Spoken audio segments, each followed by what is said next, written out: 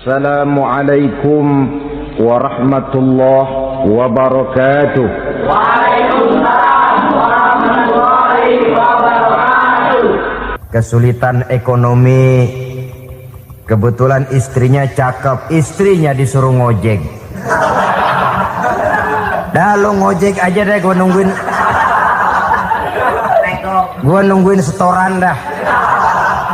Suami tapak di rumah. Saudara hadirin yang saya muliakan, buat sepintas memang mendatangkan materi itu mengatasi kesulitan ekonomi, tapi apakah bahagia? Walaupun rumah bisa jadi besar, perabotan bisa serba lebih lengkap dan ada, tapi apakah semuanya mendatangkan bahagia? Sementara suami kehilangan rasa cemburunya, dan dalam agama itu disebut dayus. Dayus, suami yang tidak punya rasa cemburu kepada istrinya. Dan orang dayus kayak begitu haram mendapat bau sorga. Bau sorga saja tidak dapat, apalagi masuk ke dalamnya. Ya tapi juga jangan lantas mentang-mentang harus cemburu sama istri, overacting.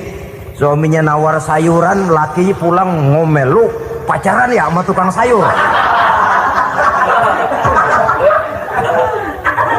Itu juga over, saudara-saudara. Kesulitan ekonomi diatasi dengan sabar. Sabar dalam arti berusaha dengan tidak mengambil jalan pintas, berusaha tetap berada di jalan yang diridhoi oleh Allah. Ini yang jadi problema ini rumah tangga sekarang ini, kesulitan ekonomi, di mana lapangan kerja sulit, di mana persaingan hidup tajam, sedangkan kita hidup ingin seperti orang lain. Kita mudah gelap mata, mudah picik pandangan, mudah sulit pertimbangan, lalu mengambil jalan pintas. Kadang menjual akidah, menjual keimanan. Kebetulan penderingan kering, ada yang nawarin beras 3 liter sama supermi 2 bungkus. Hari Minggu diajak ke gereja mau. Itu iman kena beras 3 liter telap. Kesulitan ekonomi, saudara-saudara, sehingga Imam Ali pernah berkata, kadal fakru ayyakuna kufron. Kemiskinan memang mudah membawa orang kepada kekafiran, kepada perbuatan-perbuatan yang bisa mengundang kekafiran. Oleh karena itu dalam tamsil lain beliau berkata, kalau ada ular dan ada kemiskinan, kemiskinan yang saya getok lebih dulu, kemiskinan yang saya bunuh lebih dahulu. Karena kemiskinan mudah membawa orang kepada kekufuran. Bagaimanapun sulitnya ekonomi yang dihadapi dalam rumah tangga, percayalah satu saat jalan keluarnya mesti ada. Mesti ada. Jangan sampai mengambil jalan pintas yang membuat kita keluar dari jalan yang ditinjau dari segi kemasyarakatan pun mendatangkan aib, ditinjau dari kehormatan berkeluarga pun mendatangkan nista, ditinjau dari segi ekonomi pun barangkali tidak akan mendatangkan kelimpahan materi. Jalan pintas pada umumnya, saudara-saudara, hanya memberikan kenikmatan yang sekejap. Dan apalah itu artinya kalau harus mengorbankan kesenangan yang abadi dan kekal. Kadang-kadang mengorbankan anaknya sendiri, anaknya dikomersilkan. Pokoknya siapa yang nyamper lu berangkat aja dah. Asal pulang nenteng pisang sama jeruk sebongsang, orang tua udah anteng aja udah. Saudara hadirin yang saya muliakan, setiap kita selalu berhadapan dengan kesulitan. Karena itu rumah tangga yang bertujuan mencapai mardhatillah, mereka sabar dalam menghadapi kesulitan. Tidak ada beras, puasa saja, puasa sunnah. Puasa sunnah. Lapar tapi ada pahalanya, daripada tidak puasa lalu ngegerundel. Brengsek Tuhan, gue sembahyang melulu lapar juga. Sudah lapar tidak berpahala. Bukankah Rasulullah sendiri kalau pulang ke rumah Aisyah lalu berkata, ya Humairah, ada makanan hari ini? Ada makanan yang enggak ada bang. Alhamdulillah kalau begitu saya puasa. Pulang dari mana-mana, perut lapar, mau makan tidak ada makanan, bukan marah, bukan ngamuk, puasa. maka boleh puasa sunnah niatnya udah siang, jam 10, jam 11, asal dari pagi belum makan apa-apa. Niatnya jam 10, sah dengan catatan dari pagi belum makan apa-apa. Jangan sudah sepiring setengah baru niat, itu lain. Itu ngojek namanya itu. Pengertian dalam kesulitan. Satu malam beliau pulang dari masjid agak larut. Habis ngajar banyak yang bertanya, ketuk pintu, Assalamualaikum, Assalamualaikum. 3 kali beliau memberi salam, tidak ada jawaban, tidak dibukakan pintu. Rupanya istri beliau lelah bekerja di waktu siang, tidurnya pules benar. Marahkah Rasul? Tidak, beliau gelar sorban, tidur di depan pintu. Asraful anbiya wal mursalin ini, Rasul termulia ini, karena menghargai istrinya, tidur di depan pintu. Sampai Aisyah bangun sepertiga malam, terkejut buka pintu, suaminya ada di depan pintu. Beliau bangunkan. Ketika dibangunkan, Rasul lebih dulu berkata, maaf sayang, saya pulang terlambat. Sudah nggak dibukain pintu, tidur di depan, dibangunin, beliau duluan yang minta maaf. Pengertian. Kalau emosi, memang nggak dibukain pintu, tidur di depan. Begitu dibukain, yang enak kita tunjuk jidatnya.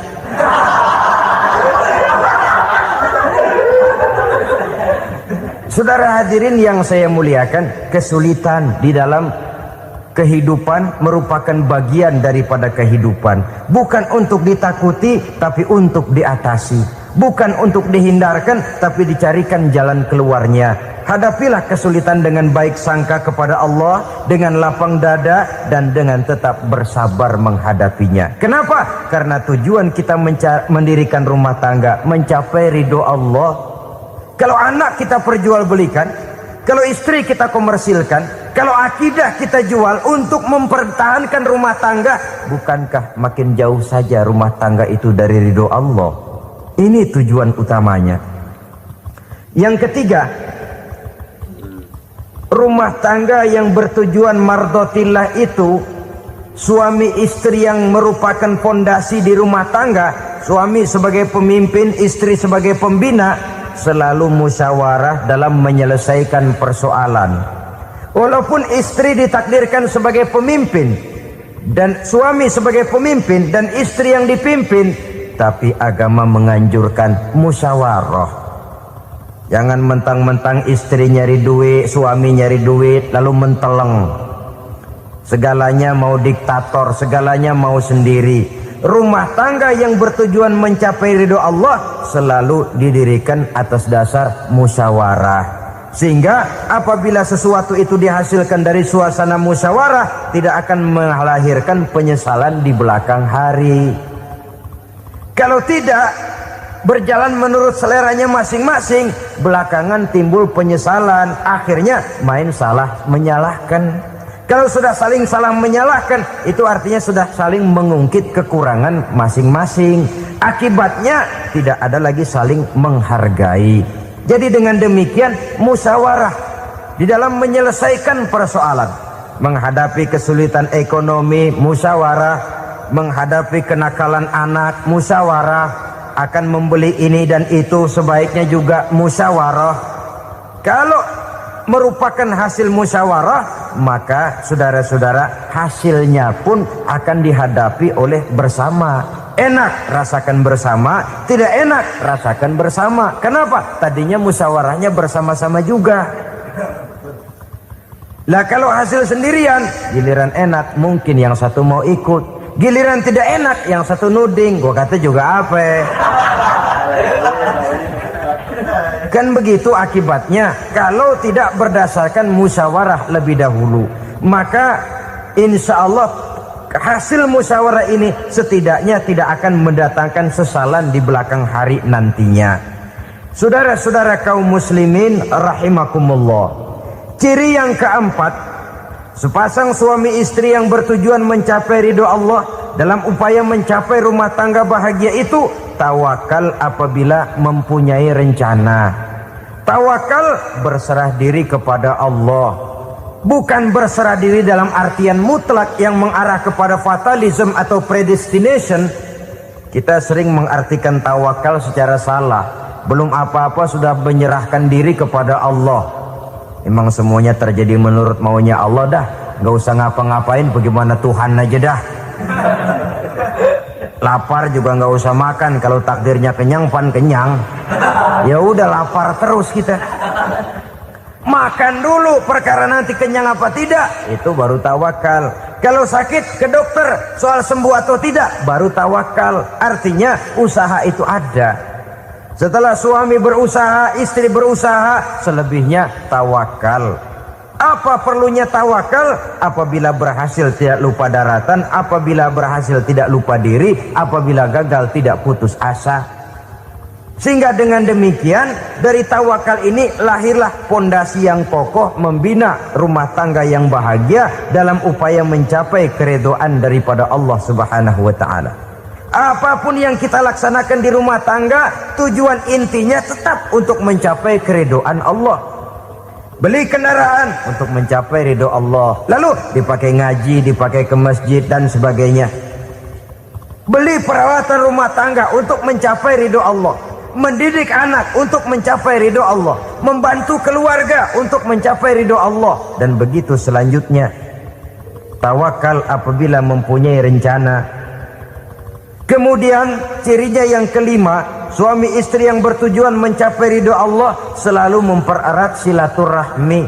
Sebab seperti sudah saya sampaikan pada pertemuan terdahulu, dalam berumah tangga itu ada orang tua, ada mertua. Itu cuma perbedaan istilah, tapi hakikatnya adalah sama.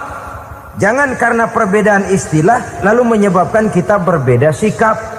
Kalau sudah berbeda sikap, tentu akan melahirkan perasaan yang tidak simpatik. Sebaiknya suami istri kalau sudah berumah tangga, jadikanlah orang tua tempat cerita yang enak saja. Yang tidak enak, telan berdua. Yang pahit, rasakan berdua. Kesusahan dan kesulitan, atasi berdua. Giliran enak, ngomong sama orang tua. Giliran senang, cerita sama mertua. Sekarang kan kita balik. Kalau lagi senang duitnya banyak, anteng di rumah, kalem aja. Tapi lalu waktu susah, waktu susah, cerita kepada orang tuanya, cerita kepada mertuanya. Lalu kapan kita mau menyenangkan orang tua? Sudahlah mereka susah mendidik kita di waktu kecil, membesarkan kita, melakukan segala macam pengorbanan. Demi setelah kita berumah tangga, kesulitan rumah tangga kita tumpahkan juga kepada mereka. Pererat silaturahmi dan usahakan agar seluruh keluarga hanya menjadi tempat kita cerita yang enak-enak saja. Istilah sehari-harinya, kalau di rumah kita makan sama sayur bayam, keluar rumah diem, malah seluitan. Tetangga tanya, lu makan kayaknya enak banget apa sih? Daging ayam.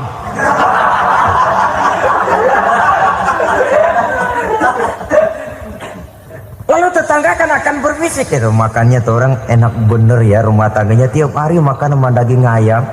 Biarlah paling kurang itu jadi doa, daripada kita makan sama kangkung lalu ribut ngomel di mana-mana. Gua kesel banget sama bini gua. Di warung ceritanya lagi.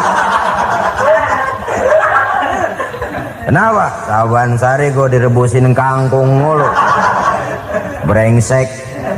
Di warung cerita ada RT, ada RW. Gara-gara makan sama kangkung se-RT tahu. Akhirnya mungkin kalau kita berangkat orang hitung dari jauhan. Lihat, kangkung liwat gitu.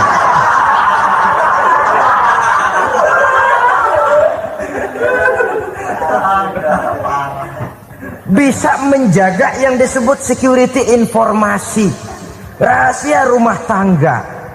Bahkan pernah saya berikan contoh karena ingin menghargai. Suami beliin kain batik buat istrinya. Istri tahu begitu sepintas, nih kain jelek nih. Tapi karena mau menyenangkan suaminya, dia bohong. Bagaimana bu, kain yang bapak beliin? Aduh bagus bener pak. Bagus sekali itu kain. Warnanya pak emang yang model begitu tuh. Tetangga kita mana ada yang pakai kain begitu pak. Ya emang nggak ada jelek. Menghargai. Sebab kalau waktu itu si istri jujur, yang timbul sakit hati suami. Bagaimana bu kain yang saya beliin? Goblok lo.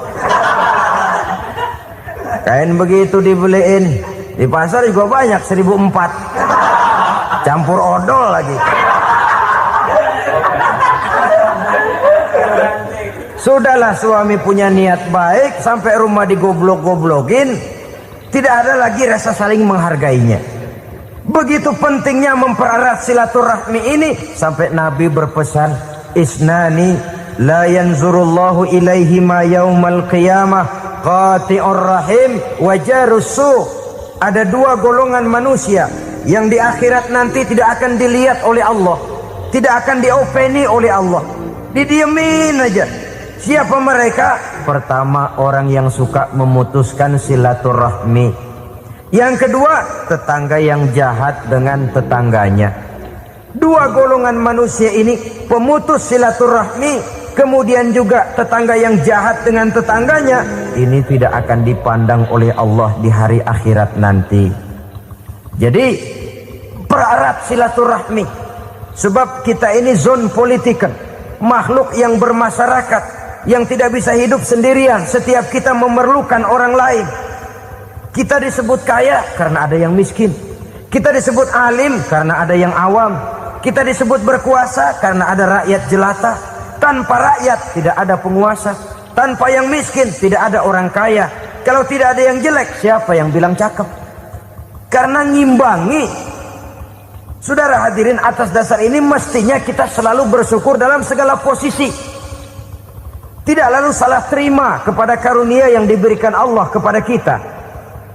Saudara hadirin yang saya hormati, pererat silaturahmi, jadikan orang-orang tua kita tempat kita cerita yang enak-enak saja. Yang tidak enak, telan sendiri, usahakan sendiri, carikan jalan keluarnya sendiri. Setidaknya, ya diam sajalah. Kalau belum bisa membalas budi baik orang tua, setidaknya jangan menyakiti hati orang tua kita. Sudah lelah dan payah dia mengasuh kita, membesarkan kita, merawat kita, demi setelah kita berumah tangga, seluruh kesulitan kita bawa lagi kepadanya. Karena itu buat para istri juga ini perhatian. Kalau dimarahi suami, jangan cepat-cepat pulang ke rumah orang tuanya. Nggak boleh diomelin dikit, main buntal aja. Gua pulang dah. Pulang. Sampai sana cerita habis-habisan, dikucek kejelekan suaminya. Nanti 2-3 hari balik aja lagi. Kan nggak lucu jadinya. Saudara hadirin, begitu juga suami.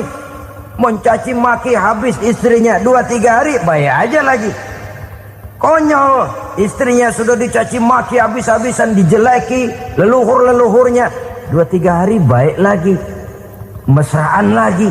Kata bininya dalam hati, gua lu jelekin juga, lu pakai juga, payah.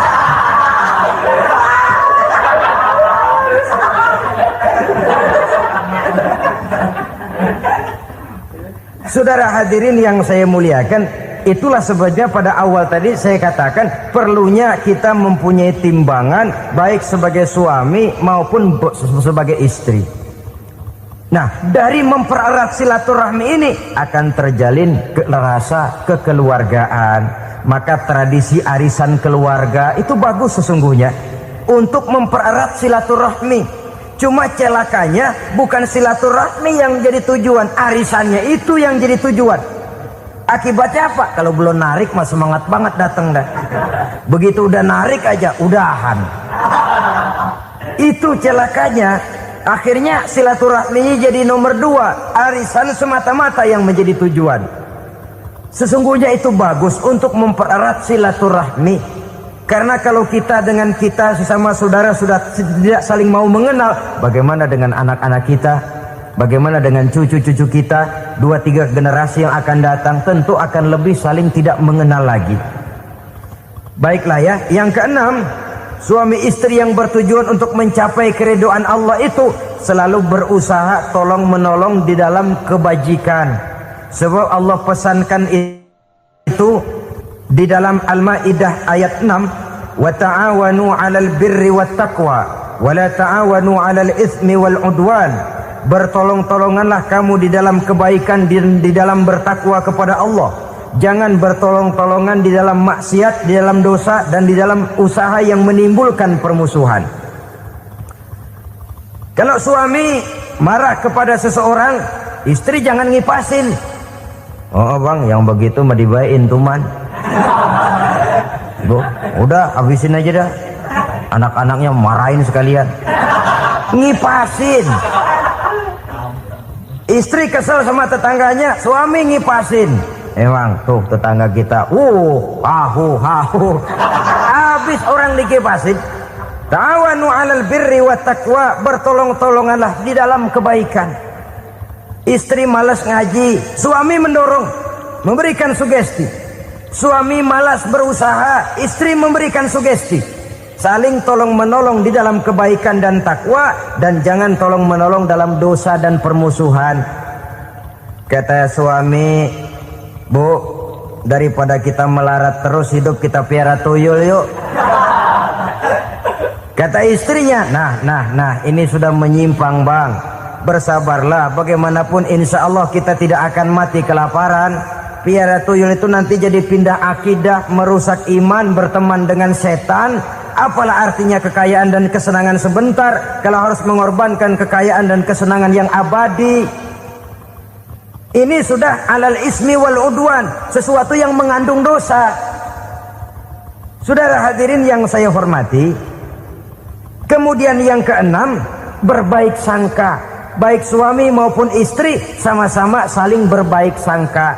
Suami melepas istri, istri melepas suami dengan hati yang ikhlas.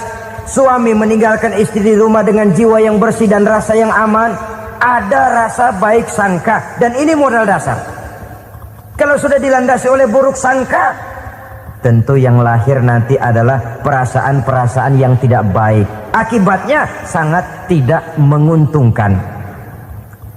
Inilah beberapa ciri dari rumah tangga yang didirikan atas dasar mardhatillah, mencapai keridhaan dari Allah. Nanti akan menyusul tujuan berikutnya, diantaranya mendapat keturunan, diantaranya lagi mendatangkan gairah untuk lebih berusaha mencari rezeki karena sudah merasa punya tanggung jawab berupa anak dan istri. Mempererat silaturahmi. Itu cuma tujuan-tujuan sekundernya saja. Tujuan primernya kita melakukan suatu nikah untuk mencapai keridhaan dari Allah Subhanahu wa ta'ala. Silakan punya istri cantik, kaya, tapi tujuan utamanya kita membina rumah tangga untuk mencapai ridho dari Allah. Karena itu dasarnya mawaddatan warahmah. Jangan cuma cinta, tapi juga kasih sayang. Cinta, kecenderungan kepada jasmani akan berakhir, tapi kasih sayang, kecenderungan kepada rohani, makin tua malah makin erat, makin tua malah makin mesra. Sehingga kadang kita menampak kakek-kakek dan nenek-nenek lagunya kayak pengantin baru. Apa cinta-cintaan? Tidak. Bagaimana kakek-kakek sama nenek-nenek harus bilang I love you? Yang masih ada itu waktu itu mawaddah, kasih dan sayang. Itu yang akan kekal, itu yang akan abadi.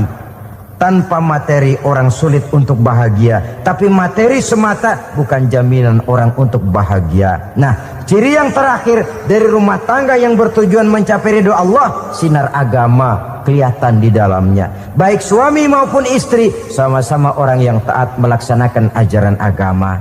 Saudara, mudah-mudahan walaupun singkat dapat menjadi sumbangan moral dalam kita mewujudkan rumah tangga yang bahagia menurut contoh yang diberikan oleh Rasulullah Sallallahu Alaihi Wasallam. Terima kasih atas perhatian saudara. Mohon maaf atas segala kekurangan. Usikum wa nafsi bitaqwallah. Wassalamualaikum warahmatullahi wabarakatuh.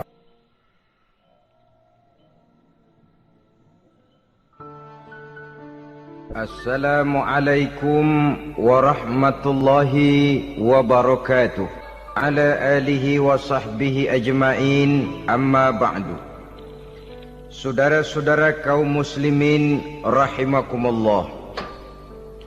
Salah satu dari misi Islam ialah mengangkat harkat dan martabat manusia yang sebelumnya dibedakan oleh warna kulit, oleh suku bangsa dan bahasa, seluruhnya diikat dengan satu akidah, menghilangkan perbedaan akibat warna kulit, suku bangsa dan bahasa.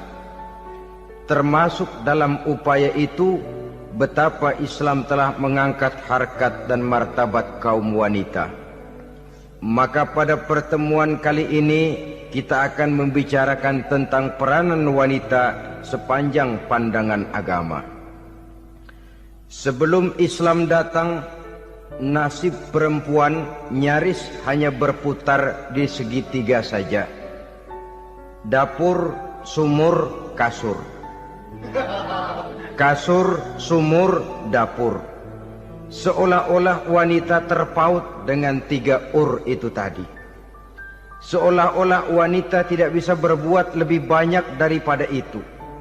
Bahkan di tengah masyarakat jahiliyah, bayi perempuan mendatangkan aib sehingga mereka lalu dikubur hidup-hidup. Maka datang Islam dengan tegas mencanangkan satu revolusi yang mengangkat harkat dan martabat kaum wanita. Nabi bersabda, "An-nisa'u imadul bilad. Iza saluhat saluhal bilad, wa iza fasadat fasadal bilad." Wanita adalah tiang negara. Jikalau baik wanita, baiklah negara. Jikalau rusak wanita, hancurlah negara.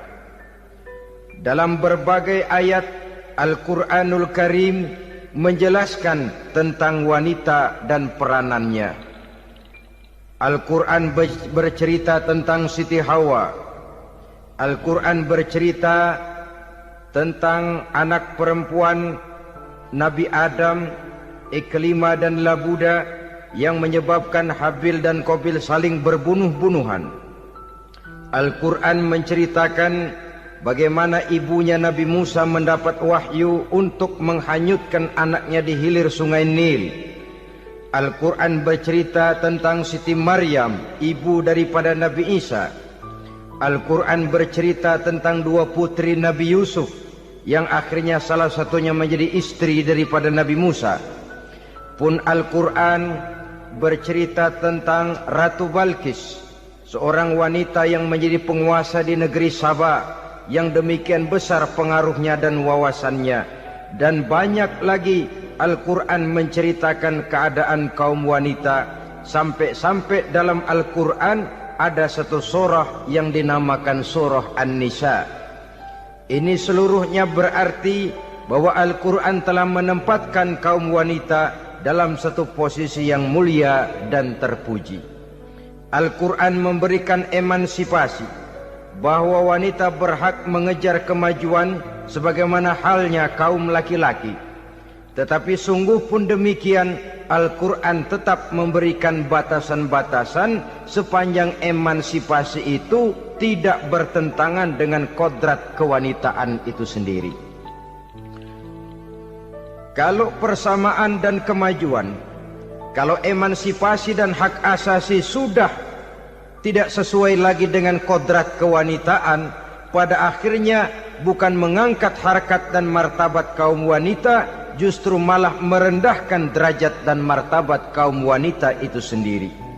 Seperti sebagian besar wanita ini, mereka berteriak menuntut tentang persamaan hak, tapi mereka melupa apa batasan daripada persamaan hak itu sendiri.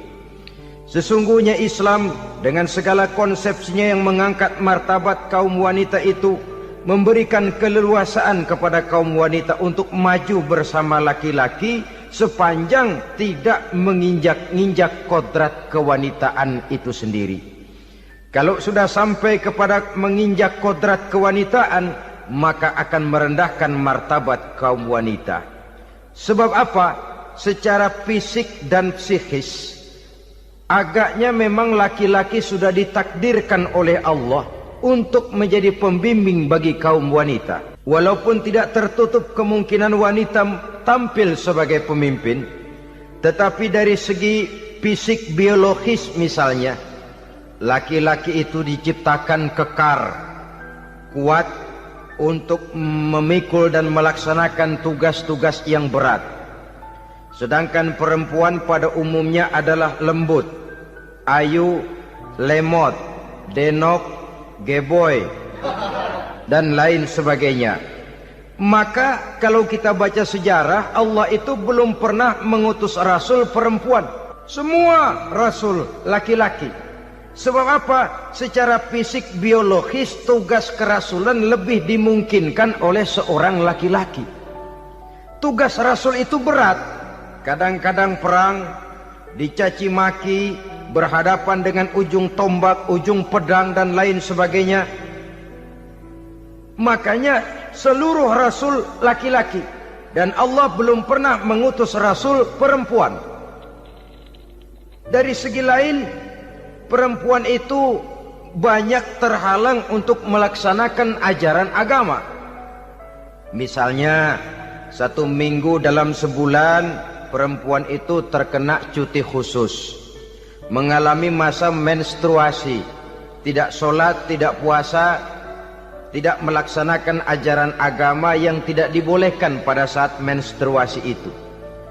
Kalau ada rasul perempuan, lalu saat malaikat akan menyampaikan wahyu, kebetulan rasulnya sedang wah, itu bisa balik lagi malaikat Jibril ke langit itu.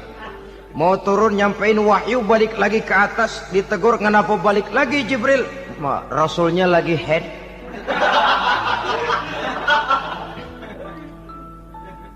Atau pada saat agama dalam bahaya, agama dalam hinaan, agama dalam ancaman, rasulnya perempuan kebetulan sedang hamil besar. Apa lalu perang ditunda? Pengumuman perang ditunda saja sampai rasul melahirkan. Tentu lebih tidak mungkin lagi. Secara fisik biologis laki-laki lebih memungkinkan untuk melaksanakan tugas kerasulan ini. Maka seluruh rasul yang diutus Allah adalah laki-laki. Saudara hadirin yang saya muliakan, sungguh pun demikian, Islam itu mengangkat martabat wanita sedemikian tinggi sebagai tiang negara yang menentukan jatuh dan bangunnya negara, yang ikut mewarnai bahkan menjadi warnanya suatu negara. Walaupun peranannya memang tidak begitu kelihatan, tapi sesungguhnya amat sangat menentukan. Oleh karenanya, secara umum, emansipasi yang digariskan oleh Islam, emansipasi yang tidak bertentangan dengan kodrat kewanitaan di berbagai aspek kehidupan. Kalau sekarang emansipasi ini kelihatannya sudah salah pasang, salah kaprah. Bahkan belum lama kita menyaksikan bagaimana ada binaragawati. Di zaman sekarang perempuan sudah mulai angkat besi. Saya mulai mikir kalau perempuan sudah pada angkat besi, ini sudah tanda suaminya udah dekat dibanting-bantingin ini. Tahun-tahun mendatang mungkin akan menyusul perempuan mulai narik becak.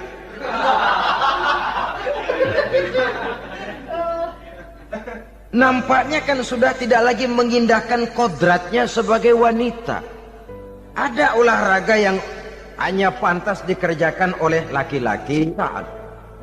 Oleh karena itu pada kesempatan ini kita akan mencoba melihat peranan wanita dari berbagai dimensinya.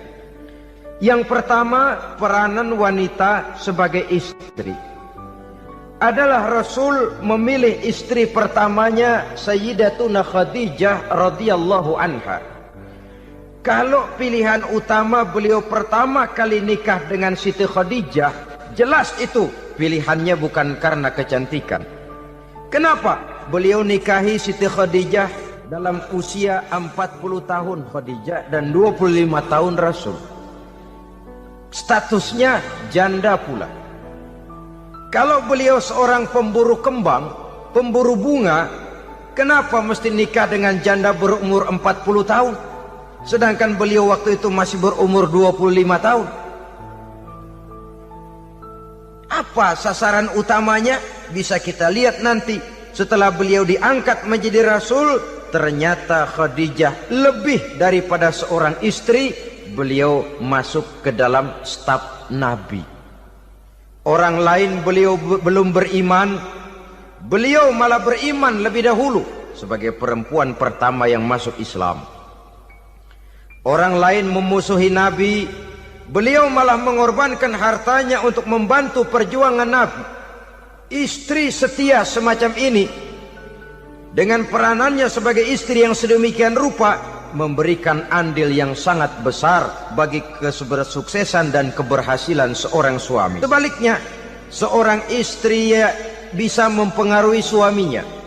Seorang suami yang jujur, polos, lugu, sederhana, bisa jadi koruptor ulung kalau didorong-dorong oleh istrinya. Seorang istri Pak Lurah memang tidak ikut mengatur kelurahan, tapi dia bisa mewarnai suaminya. Seorang istri gubernur memang tidak ikut mengatur provinsi, tapi dia bisa mewarnai suaminya. Sepanjang warnanya positif, tentu sangat baik dan sangat diharapkan. Tetapi kalau warnanya negatif, kiamatlah akibatnya umat ini.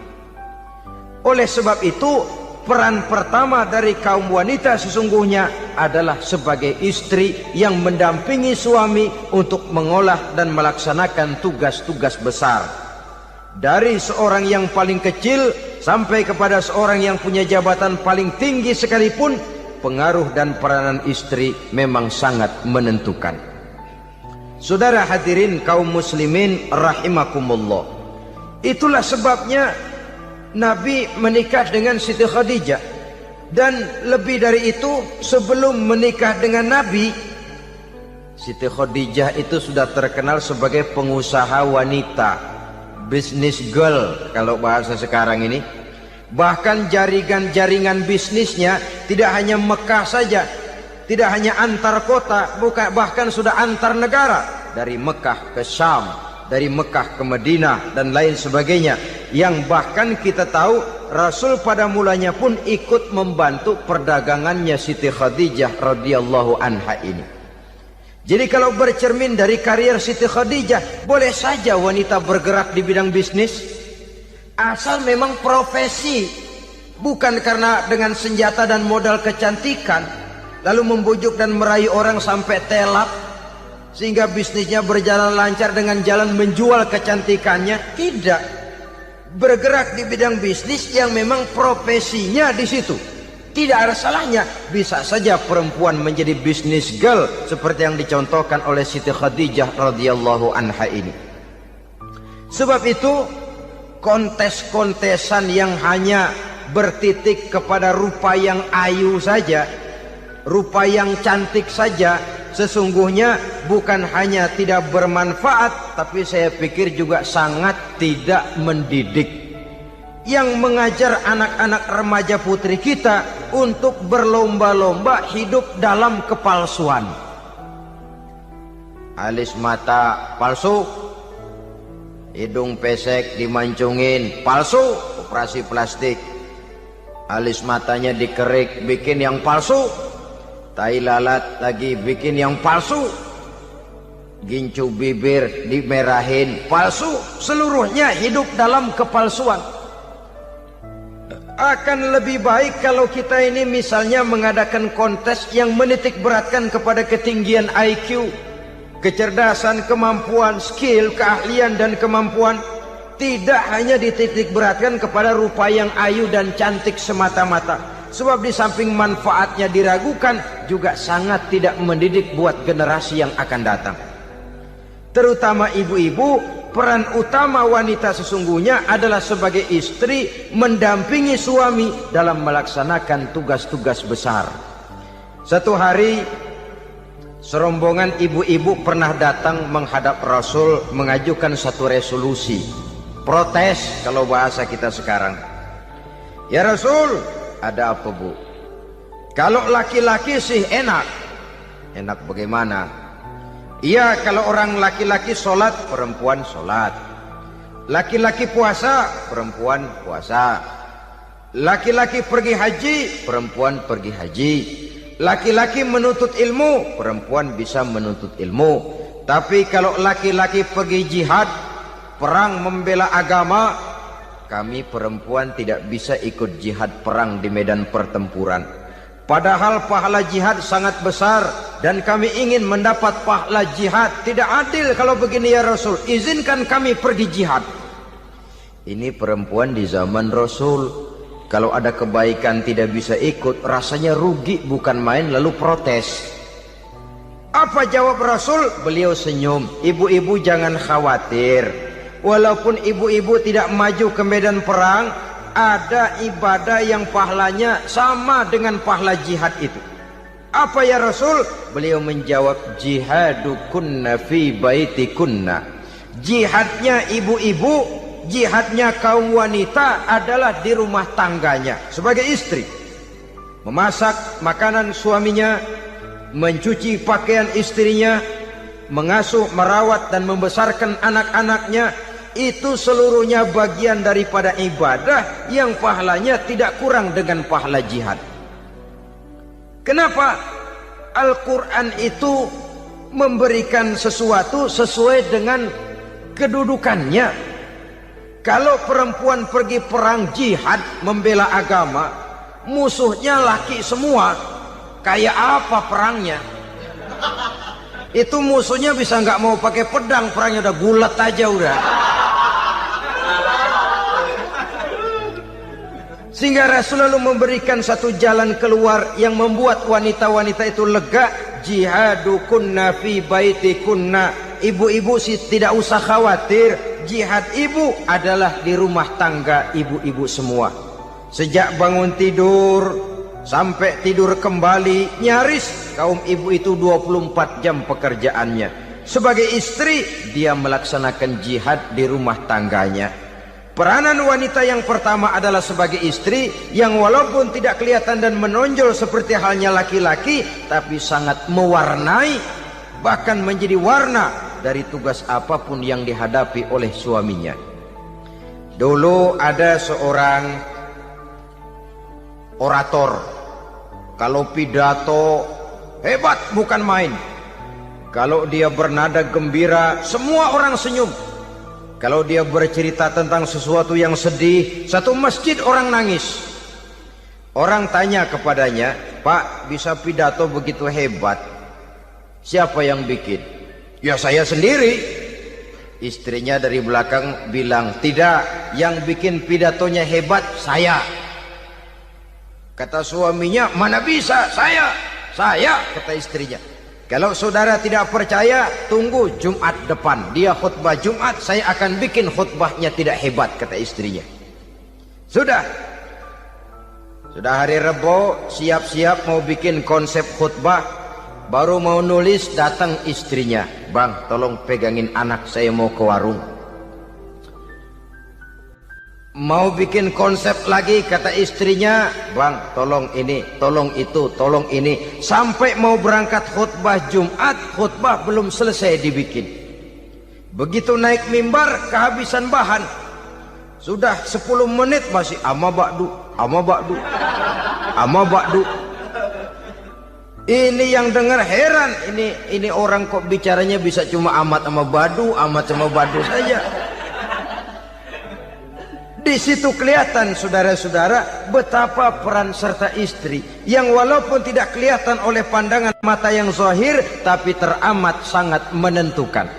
Sekali lagi, tidak ada seorang suami bisa sukses jadi apapun dia tanpa peran serta istrinya di rumah. Tidak ada kemajuan yang bisa diperoleh kalau tidak karena peran serta istrinya di rumah. Tidak ada kesuksesan yang bisa diraih tanpa keikutsertaan daripada istrinya di rumah. Walaupun suaminya yang dikenal orang, suaminya yang dipuji orang, suaminya yang disanjung orang, bagian besar tetaplah saham dan andil daripada istrinya yang di rumah itu. Ini makna an-nisa imadul bilad. Wanita adalah tiang negara. Jikalau baik wanita, baik negara. Jikalau rusak wanita, hancur negara. Karena wanita, negeri Salba menjadi terkenal, tentram, aman, wawasan politiknya luas. Seorang semacam Cleopatra bisa menaklukkan Julius Caesar. Dan begitu selanjutnya. Banyak cerita-cerita betapa wanita yang berperan di belakang layar ini bahkan bisa menggoyangkan negara. Bahkan yang paling dekat saja contoh dengan kita, Senator Gary Hart. Saudara masih dengar tentu itu. Betapa harus terpaksa mengundurkan diri dari pencalonan presiden Amerika karena kasusnya dengan Donna Rice itu, dengan hostess itu. Betapa di sini seorang perempuan atau seorang wanita sanggup membongkar seseorang yang punya masa depan ceria untuk menuju kursi kepresidenan dari suatu negara adidaya seperti Amerika, bisa gagal berantakan karena skandalnya itu. Apa penyebabnya? Wanita. Tapi wanita juga bisa menyebabkan menjadi cambuk majunya laki-laki. Wanita juga bisa menghancurkan dan mengubur laki-laki. Saudara hadirin yang saya muliakan, ia memang kelihatannya makhluk yang lemah, tapi di balik kelemahannya itu sesungguhnya dia bisa menelan laki-laki yang bagaimanapun besarnya. Saudara-saudara kaum muslimin rahimakumullah, terutama ibu-ibu yang saya hormati, jadi peranan yang pertama wanita sebagai seorang istri. Yang kedua, wanita sebagai ibu. Ini juga sangat besar pengaruhnya dalam membentuk generasi masa yang akan datang. Bapak, oleh karena kesibukan tugasnya, tentu lebih banyak di luar rumah. Yang nyaris 24 jam di rumah itu ibu. Bagaimana dia merawat anaknya, bagaimana dia menaruh perhatian terhadap anaknya, bagaimana ia melimpahkan kasih sayang kepada anak-anaknya, akan membentuk kepribadian anak dan artinya membentuk generasi yang akan datang.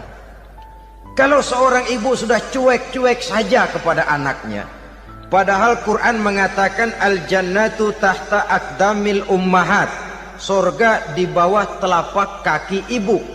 Hadis ini bisa kita artikan macam-macam. Pertama, anak tidak akan mendapat kebahagiaan tanpa ridho daripada ibunya. Kedua, ibu adalah wanita agung yang harus ditaati. Ketiga, neraka atau surga anak bergantung